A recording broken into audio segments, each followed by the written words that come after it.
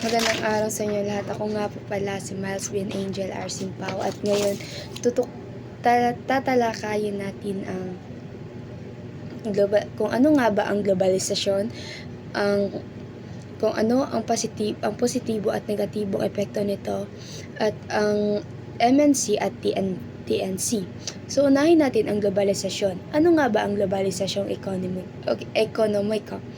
Ang globalisasyong ekonomiko ay tumutukoy sa mas malalim at mas malawak na ugnayan ng mga bansa sa pamamagitan ng pamahalaan, teknolohiya, palitan ng teknolohiya at serbisyo, pamilihan at pamumuhunan.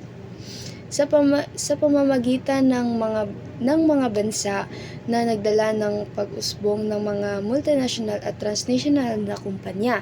Sa madaling salita, ito ang pagkakaugnay ng mga ekonomiya sa buong mundo kung saan malaya ang mga kalakal or goods in English at serbisyo. May pamumuhunan at negosyo sa iba't ibang bansa. Umiiral ang pandaigdigang kumpanya or multinational corporation tulad ng Coca-Cola, McDonald's, Apple, Nestle, and Microsoft. Naapektuhan ang ekonomiya ng isang bansa sa kaganapan ng iba pang bansa dahil lahat sila ay konektado. So, ang isa sa mga halimbawa nito ay ang pag-angkat ng Pilipinas ng produkto mula sa China at Japan. Ang mga produkto na mula sa China at Japan ay ang sa China ay electronics, damit, tela, household items, and makinarya. At sa Japan naman ang automotive parts, medical equipments, industrial machinery, and electronics. At alam naman natin kung gaano sila ka-advance ang kanilang mga technology compared to us. At ang pag-invest ng mga dayuhang kumpanya sa call center at manufacturing dito. Ang pag-export ng OFW remittances na nakakatulong sa ekonomiya. At yun ang globalisasyong ekonomiko. Narito naman tayo sa positibo ng epekto ng globalisasyong ekonomiko sa isang bansa. Ang positibong epekto nito ay mas maraming trabaho dahil sa mga dayuhang pamumuhunan tulad ng mga business process outsourcing, accountancy, pabrika at mga call center. Isa rin dito ang pag-unlad ng teknolohiya dahil tayo ay nag-share ng mga technology from other country. At isa rin to sa mas murang produkto dahil sa mas malayang kalakalan at kompetisyon. Mas pag-angkat ng ekonomiya, lumalaki ang kita ng bansa mula sa export at foreign investment. Mas malawak ang merkado, nagkakaroon ng pagkakataon ang lokal na produkto na makilala sa ibang bansa. Ang negatibong epekto naman ay masyadong nagiging dependent na tayo sa mga imported goods na nakakalimutan natin ang sariling atin, at dahil dito nawawala na ng kompetisyon, natatalo ang maliliit na negosyo at malalaking multinational companies. Ang pag-asa ng dayuhang produkto humihina sa sariling industrial o local product kung puro imported ang binibili gaya ng aking sinabi kanina. Tapos, pagdala ng agwat ng mamamayan at mahirap sa nakikinabang at malalaking korporasyon kaysa sa karaniwang magagawa. Pagkasira rin ng kalikasan dahil sa labis na produksyon at pagmimina para sa pandaigdigang demand.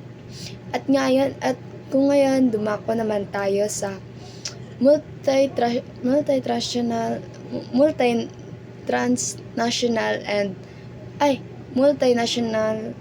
at ngayon naman ay tatakayin natin ang multinational corporation o ang MNC at ang Transnational Cooperation TNC.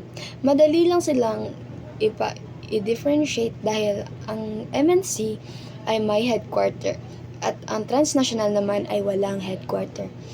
At dahil dito, dahil ang may headquarter, ang multinational, ay hindi sila basta-basta makadesisyon kung ano ang gusto nilang gawin. Compare naman sa transnational cooperation dahil wala silang headquarter, ay madali sila makapagdesisyon para sa kanilang mga kailangan gawin ng mga desisyon.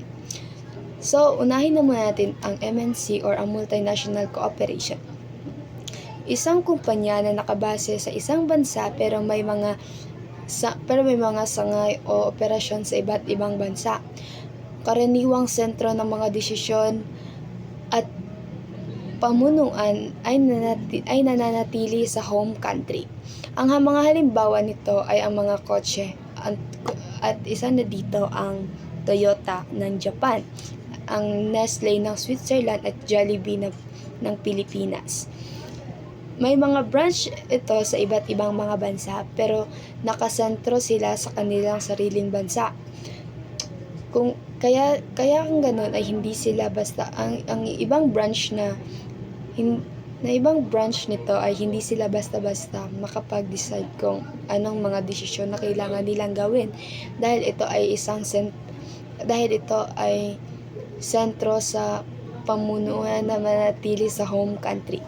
At ang transnational cooperation naman o TNC ay isang kumpanya na nakasentro na hindi nakasentro sa isang bansa lamang dahil mas pantay-pantay ang operasyon at pamamahala sa iba't ibang bansa.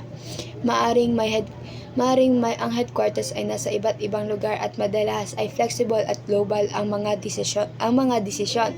Ang halimbawa na lang nito ang Unilever at Coca-Cola at Samsung. Dahil kahit saang panig ng mundo ay makakapagdesisyon sila kung ano ang gusto nilang gawin para sa kanilang kumpanya at hindi nila kailangan hintayin kung ano pa ang desisyon kung saan nag-originate ang product na ito dahil wala silang headquarter. Mas madaling matatandaan ang dalawa kung ang isang bansa dahil multinational corporation ng MNC ay isang bansa na nakabase na may sangay sa iba pa. At ang TNC naman ay mas global at decentralized, hindi lang nakafocus sa isang bansa. Dahil ang multinational cooperation ng MNC ay centralized sila at dahil centralized sila ay